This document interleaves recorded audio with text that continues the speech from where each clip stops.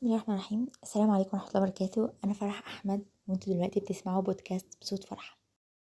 موضوع النهاردة زي ما باين من العنوان بتاع الحلقة وهو ازاي تدير فلوسك بشكل صح. أنا وصحابي كنا دايما نقول إن احنا عايزين نحوش شوية ونبطل مصاريف، بس اللي بيحصل دايما هو العكس. عشان كده بحثت شوية عن ازاي أتخلص من المشكلة دي، وقلت أشارك نتائج البحث اللي طلعت لي معاكم.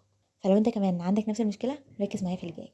أول وأكتر خطأ بنعمله هو إننا بنصرف فلوسنا من غير ما نخطط إزاي أصلا هنصرفها. فلو هنضرب مثال بسيط، فإحنا إيه أول حاجة بنعملها لما ننزل الجامعة مع أصحابنا الصبح؟ الفطار. قبل المحاضرات لازم فطار جاهز مع أصحابنا من الكافيتيريا، وطبعا معاه قهوة أو شاي أو حتى عصير، بس هو لازم حاجة نبلع بيها، صح ولا لأ؟ والموضوع مش بيقف على كده، احنا لازم نشتري حاجة بسيطة كمان تسلينا واحنا في المحاضرة، زي مثلا بسكوت. جرب كده تحسب انت لو ما فطرتش مع اصحابك في الجامعة الصبح هتوفر قد ايه في الشهر.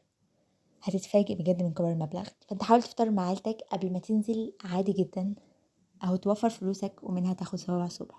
فانت لازم تحدد ميزانية يومية او حتى اسبوعية، وحاول على قد ما تقدر تلتزم بيها. وانا اوريدي بدأت اعمل كده، اللي هو انا هصرف النهاردة مبلغ معين، فمش هاخد ازيد من المبلغ ده وانا نازلة الجامعة، عشان اجبر نفسي اني مصرفش ازيد منه.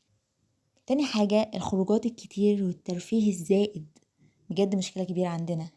انت ممكن تخرج مع اصحابك مرتين في الاسبوع، وكل مرة تصرف على اكل ومشروب ولعب. فاحنا لو جينا حسبنا التكاليف دي على مدار الشهر هتكتشف انها بتستنزف جزء كبير جدا من المصروف. انا شخصيا اعرف شخص مصروفاته في الخروجات شهريا حوالي 500 جنيه كحد ادنى، فتخيل شخص زي ده يكتفي بخروجه واحدة في الشهر مثلا هيوفر قد ايه. فانت حاول تخلي الخروجات في مناسبة معينة، كعيد ميلاد حد من الشلة او بعد ما تخلصوا امتحانات مثلا، بس بدل ما تكون حاجة اسبوعية ثابتة.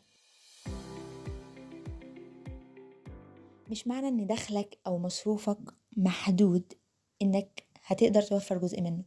ناس كتير بتفتكر ان التوفير ده حاجة تتعمل بعد التخرج او لما يكون معاك فلوس زيادة، بس الحقيقة ان التوفير خلال الجامعة ممكن يفرق معاك جدا. لا، هو اكيد هيفرق معاك. كمثال بسيط، اعمل تحدي مع الشلة بتاعتك انكم توفروا مبلغ معين الشهر ده، واتفقوا المبلغ ده هيكون قد ايه، حتى لو 10 جنيه كل يوم. بعد كام شهر هتلاقوا معاكم مبلغ كويس، وده اكيد هيحمسك انك تكمل، انك تعين جزء من مصروفك بعدين. اخر حاجة حابة اقولها، التوفير مش معناه تحرم نفسك من حاجة، لكن ده وسيلة تخليك مستعد لأي ظروف تقابلها بعدين. حتى لو بتوفر مبلغ صغير زي 20 أو 30 جنيه، البداية هي اللي هتفرق على المدى الطويل. وده كلام بقوله ليا قبلكم.